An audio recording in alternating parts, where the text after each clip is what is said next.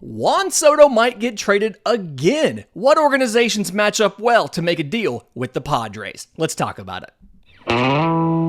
You are Locked On MLB Prospects, part of the Locked On Podcast Network, your team every day.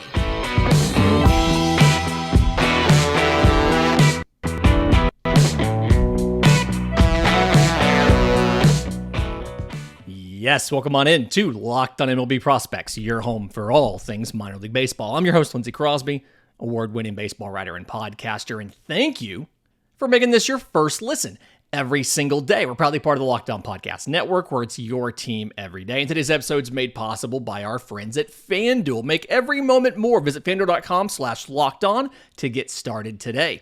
Reporting coming out of San Diego is that the Padres are considering trading Juan Soto. Obviously, giant package to get him from the Washington Nationals. We talked about that in depth when it happened.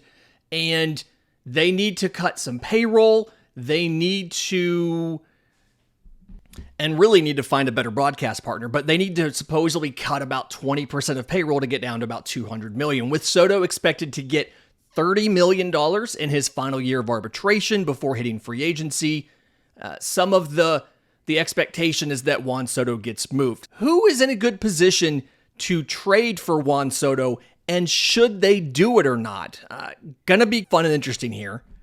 And this isn't gonna be cheap. This isn't a dump, right? The Padres want to compete in 2024, and so you're going to have to legitimately give prospects, major league talent to the Padres for them to make this deal. They could always just hold them, move them at the deadline if they are not in contention, or keep him and take the qualifying offer draft pick if he walks in free agency.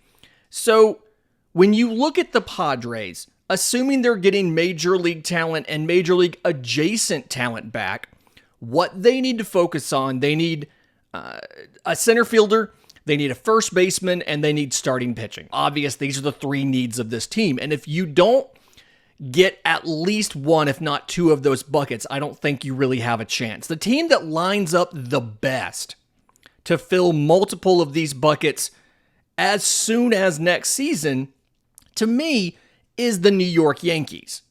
Now, our host of Locked On Yankees, Stacey Gotsulias, said that the cost is too high and she doesn't want this to happen. It's the episode back on October 11th. I'll link that up here in the corner on YouTube and a little card, and we'll put it in the episode description in the show notes. But she thinks the cost is too high. And when you look at what should Juan Soto cost, the expectation is it's going to take an average major leaguer, preferably somebody who is pre-arbitration. It's assumed it's going to take one top 5 prospect, another top 15 prospect, and then maybe a back end of the top 30 kind of person. And when you look at the Yankees, if you're trying to fill those 3 buckets of needs for the Padres, it can absolutely be done by the Yankees, right? If you look at starting pitching, depending on if you want to go with a top prospect, I could absolutely see Chase Hampton, who I have in the top 3 on the team. I could see Chase Hampton, was most recently in Double-A to finish the year, finished with 145 strikeouts and an ERA of 3.63. He could be the centerpiece, the top 5 guy in that deal. If you wanted to go back a little bit and find that top 10, top 15 guy, there's a bunch of major league adjacent pitchers here that are options. Drew Thorpe's a little bit younger. He was a high A to Double-A in 2023, but you've got him. You've got Clayton Beeter. You've got Will Warren. Beeter made it to Triple-A. He had a 3.62 ERA and 165 strikeouts this year, where Warren made it to Triple-A, 149 strikeouts and a 3.35 ERA in 129 games. I could see Warren potentially breaking camp with the Padres in the starting rotation, depending on how things went. I could see Beeter competing for that as well. You could see Thorpe or Hampton by the end of the season and or 2025. So there's multiple different starting pitching options, right?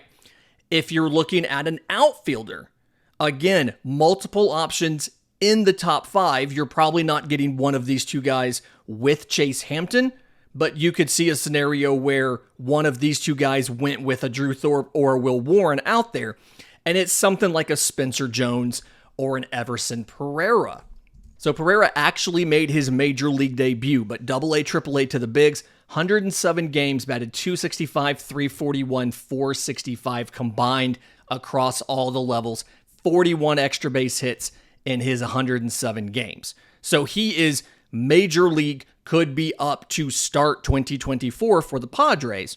Spencer Jones, a little bit farther away. He went high A to AA, so Hudson Valley and Somerset. 119 games, .263, .333, .437. A little bit more of a development scenario there. 50 walks to 157 strikeouts in 119 games. I'm high on Spencer Jones. I have Spencer Jones in my home dynasty league. So not saying Spencer Jones is bad, but Spencer Jones obviously is not ready for the majors in 2024. You've got swing and miss issues, strikeout problems, things you have to fix there. But both of those guys, both top 5 prospects, you're not getting them both, obviously, but getting one of those guys could happen if you were willing to take a different pitching prospect other than Chase Hampton, a Drew Thorpe, a Will Warren. You could see a scenario where something like that happened. Looking at the need to fill first base. Not a ton of first basemen in this system. TJ Rumfelt's probably the only top 30 prospect and low on the totem pole right now because of the hand injury he had last year and the results that he put up not necessarily being maybe what you were expecting him to do between high A and AA. I think he batted .220, .316, .431 in his 88 games.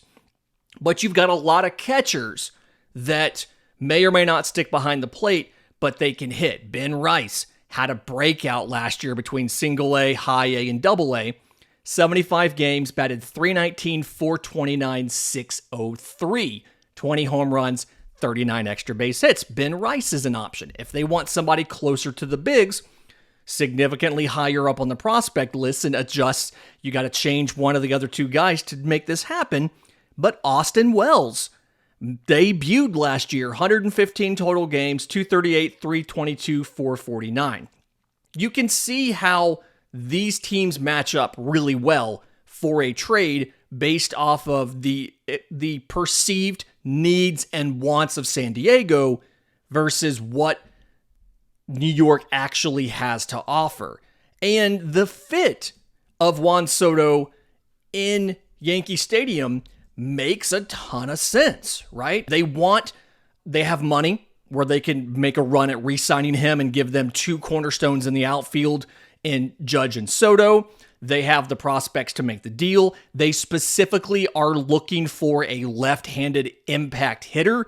That obviously is what Juan Soto is. He is an impactful left-handed hitter. The issue here, and back to the point that Stacey Gotsulias and our friends from Locked On Yankees had when they discussed this back in October, is this is a lot of major league adjacent talent. And for a Yankees squad that took a step back in 2023 because of injuries and not quite having the depth, especially in the pitching staff, to overcome those injuries, it's hard to then turn around and ship out many of those major league adjacent prospects, or in some case, like Pereira and Wells, guys who actually debuted in the majors, to turn around and ship those out for only one guaranteed year of Juan Soto, because he is represented by Scott Boras. Those guys typically reach free agency. Now, you'd assume the Yankees would have the inside track towards getting a long-term extension with him and or signing him when he first hit free agency, because you have 5 days to exclusively negotiate with your own guys. But it absolutely is a risk, and it is a high cost for a Yankee squad that needs the depth, especially in the pitching staff, to go out and get a star like Juan Soto when you're only guaranteed to have him for a year. It'd make a lot of sense to see that trade and then to hear an extension announced almost simultaneously or along with it. I'm thinking similar to what Atlanta did with Matt Olson and what Atlanta did with Sean Murphy, although neither one of those guys represented by Scott Boras. That's the big unknown in that whole situation. In just a minute, I've got two other teams that I think would be good fits. We'll discuss them next, right here on Locked on MLB Prospects. But first, today's episode is brought to you by our friends at FanDuel. You can score early this NFL season with FanDuel, America's #1 sportsbook. Right now, new customers get $150 in bonus bets with any winning $5 moneyline bet. That's $150 if your team wins. If you've been thinking about joining FanDuel, no better time to get in on the action. They've got a bunch of stuff up for Thanksgiving. They've got Packers at Lions by 7.5. They've got Commanders at Cowboys by 10.5. 49ers at Seahawks, 49ers by 7. They've also got some fun specials just for Thanksgiving for those 3 games. Pick 6, will any defensive player have an interception for a touchdown? Will these combinations of quarterbacks or receivers hit certain milestones? Will anybody score a 60-plus yard field goal? A fun way to inject some more interest into the Thanksgiving games that you're watching while you're at home with your family. So, make every moment more with FanDuel. Visit FanDuel.com/lockedon to kick off the NFL season with FanDuel, an official partner of the NFL. Okay, so looking at potential trade destinations for Juan Soto, and I haven't mentioned the Dodgers yet, haven't mentioned the Giants yet. We'll get to them in the third segment around other potential teams, simply because there's some extraneous factors there. But here, I want to talk real quick about the Seattle Mariners and the Philadelphia Phillies, because I think both of these organizations have the prospects to fill at least some of these holes and enough talent to cover the others and things like that. So when you look at the Phillies, all right, if you think about starting pitcher, center fielder, and first base, this is a situation where they can cover starting pitcher, they can cover outfield pretty well, and then you'll have to get somebody else out of the organization because you don't really have that first base thing. Although Jake Cronenworth is there and played first base last year. It's not the best use of his skill, but you have someone to do it, and it feels like first base is the easiest to acquire on the free agent market versus other positions, right? So if you're looking at starting pitching from the Philadelphia Phillies, it's assumed Andrew Painter's not being traded. Despite having Tommy John, it's still Andrew Painter. Come on. We thought he was going to be in the rotation last year before he got hurt. We thought he could potentially be an ace pitcher. Andrew Painter's not being included in this trade. I do not see that happening. But you've got some other top pitching prospects. You've got Mick Abel. You've got Griff McGarry. Both of those guys have seen a ton of work done with the Phillies minor league pitching development staff. McGarry, they've reworked his delivery to make him more efficient. Abel's this close to having a big breakout. And one of those two guys can be the headline of the package, right? We talked about a top 5 prospect. That's what both of them are. For the outfield portion, you've got a couple different options. The big swing is for the Padres to ask for Brandon Marsh. I don't think that's going to happen. Brandon Marsh is more than just an average major league regular. He's above average production, things like that. He's produced in the past. I don't necessarily think that's going to happen. There could be a conversation about outfield. Johan Rojas came up. We had very high expectations for him. His defense did play a difference, even if the offense wasn't quite there, depending on how the organization feels about him, depending on how Philadelphia feels he's going to continue to develop and what he could do. You could see Johan Rojas be the other significant portion of that package. You could also see Philadelphia drop down a little bit in the prospect rankings, grab a guy like a Justin Crawford, only 19 years old, but a pure center field prospect. Somebody like a Gabriel Rincones, they just third rounder in 2022, just got back from the Arizona Fall League, a little bit of a higher level, could possibly see something like that happen. And then first base is where it's really tough. There's not a lot of great first basemen in this system, hence why you had to move Bryce Harper to first base. But you could make up for the lack of a first baseman by either sending possibly a prospect catcher, or just finding another position player to send. It does feel like this organization has a lot of shortstop options, right? There's an inordinate number of young shortstops in this system. I'm not saying trade an Aiden Miller or anything like that, but you've got young players. You could always package one of those 18, 19-year-old lottery ticket type players in to go with two top prospects in an Abel or McGarry and a Johan Rojas, right? That third piece can be a little bit weaker if you have two top 5 prospects headlining the deal. And then obviously this means now Philadelphia's offense, at least for a season, and you would hope there too, they would be able to re-sign Soto if they're giving up one of those top pitchers.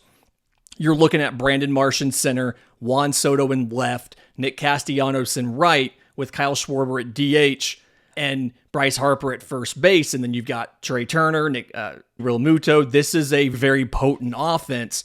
And Soto's not great defensively, but he's better than Schwarber. You still got some options there. The other team is the Seattle Mariners. And the more I think about it, the more I like it, again, assuming they're able to re-sign Juan Soto. So if you look at starting pitching, everybody's assumed that you're going to have starting pitching get moved by Seattle because they have holes like second base and stuff like that.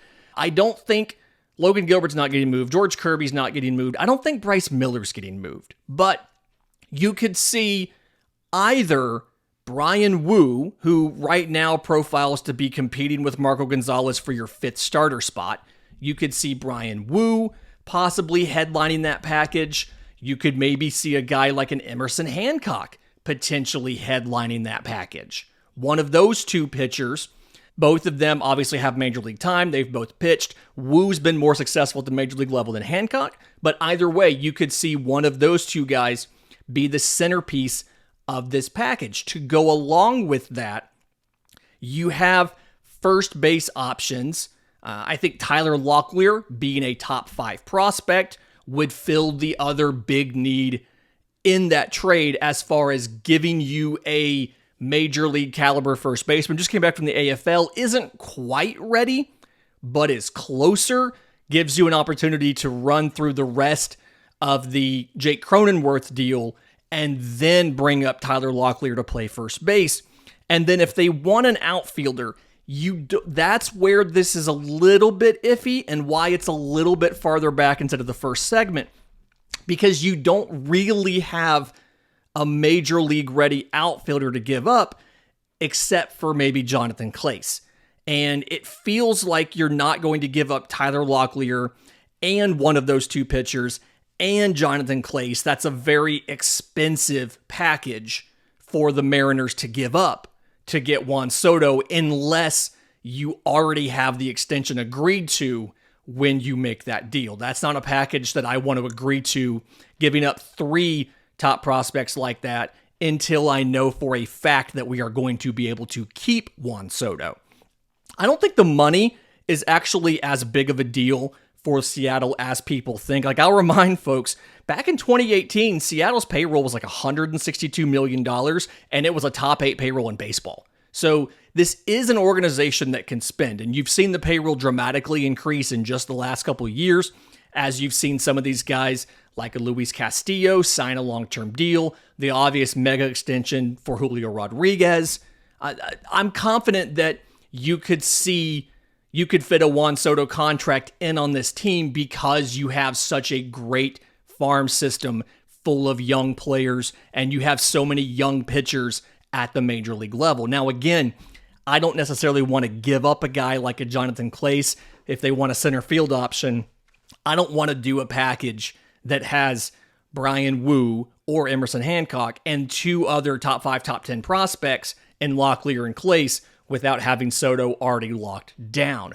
Maybe they decide, hey, we can offer you a corner outfield option, something like a Gabriel Gonzalez, who's a top 5 prospect as well, and back off on the starting pitching return. I don't quite know what would be accepted by the Padres, but this is an organization that I feel like could handle the contract if they want to, has the prospects to make a deal, and has a fit on the roster to play left field.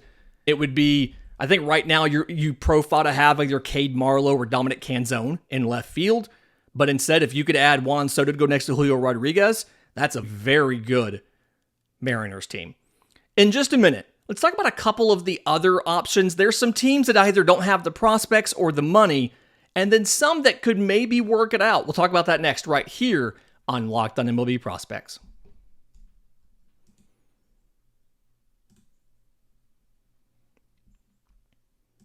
Welcome back to Locked on MLB Prospects, final segment of the Juan Soto trade show for Wednesday, talking about where could Juan Soto potentially be headed via trade. And a couple teams that I've heard that I think could do it, but I don't necessarily think would be great fits. One of the teams mentioned quite a bit, I've heard, is the Chicago Cubs. And I don't know if this is because people just want to add an impact player, or they feel like because they just did 1 year of Cody Bellinger, they can do 1 year of Juan Soto if he were to walk. Now, I do want to say a lot of people in the conversations that are happening around do the Cubs trade for Juan Soto, it is entirely unrealistic. One, I think to have Cade Horton or Pete Crow Armstrong in the deal at all, never mind some of the people we've seen suggesting that somehow both of those could go back to the Padres. I don't think either one of them gets in the deal. And ultimately, I think a deal doesn't get done because Cade Horton is not going to be moved by the Chicago Cubs, and rightfully so. You should not trade a guy like a Cade Horton who could potentially be an ace pitcher. We very seldomly say that on this show. We very seldomly project that for prospects, but Cade Horton has what it takes to be that guy. I think if you make that deal, you do have to give up a top prospect. I think the major leaguer that you're giving up is probably a guy like a Christopher Morel. Has 4 or 5 years of team control left, can play multiple positions, can't necessarily play them all that great, but can play multiple positions. If you're giving up a first baseman, the easy answer is to say you can give up a guy like a Matt Mervis.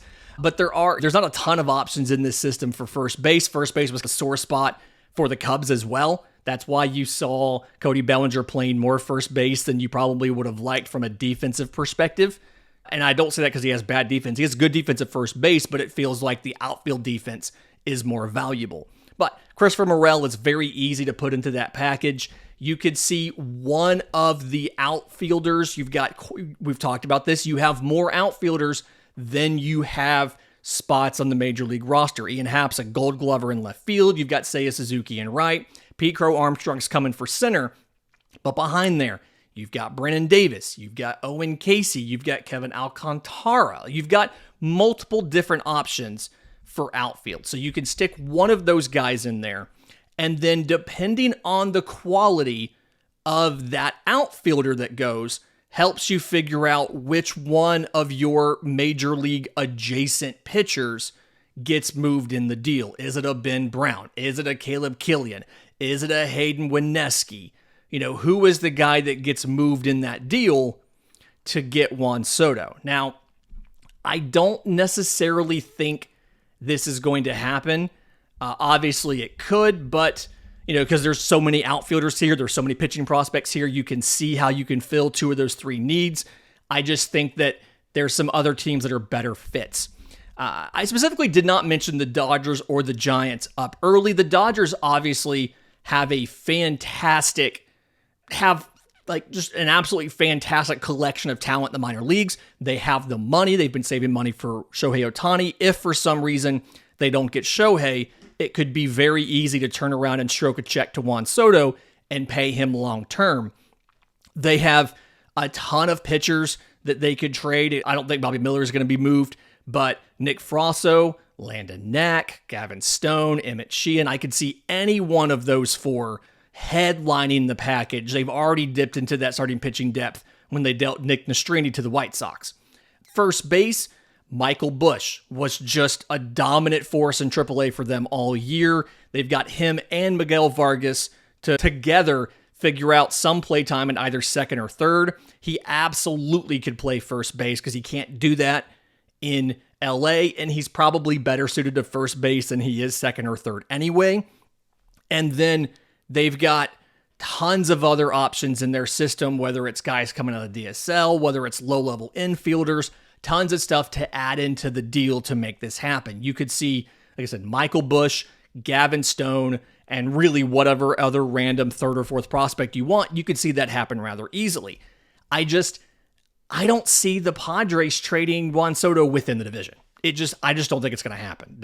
It doesn't seem realistic that they would trade Juan Soto to one of their rivals.